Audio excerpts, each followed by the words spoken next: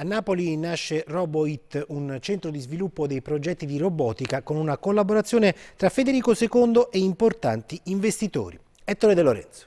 La partita che si gioca nel trasferimento tecnologico della ricerca è quella della robotica dei servizi. Colossi mondiali stanno investendo grosse somme. Chiaro che noi in Italia possiamo e dobbiamo giocare un ruolo di protagonisti e RoboIT nasce proprio con questo gran challenge, la possibilità di realizzare dei prodotti industriali competitivi. Il professor Bruno Siciliano è uno dei pionieri della robotica a Napoli e in Campania e da anni studia e sperimenta con il suo gruppo di ricercatori le evoluzioni del settore. È lui a spiegarci l'importanza dell'accordo di collaborazione tra l'Università Federico II e RoboIT, il primo polo nazionale per il trasferimento tecnologico della robotica.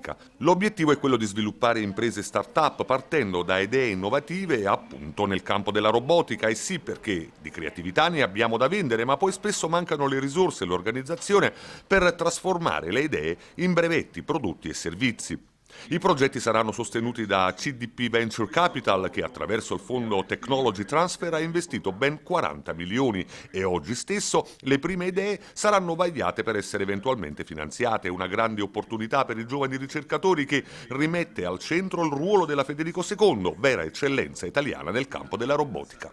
Una struttura che ha proprio l'obiettivo e la missione di finanziare le nuove idee, le idee dei giovani, le idee delle start-up, delle spin-off, ed è questo il senso di questo accordo. Noi vogliamo trasferire una parte importante del contenuto tecnologico che tutti i giorni noi sviluppiamo nei nostri laboratori al mercato, al mondo e alle persone, migliorare la vita delle persone. Questa è l'essenza dell'accordo di oggi e questi sono gli obiettivi.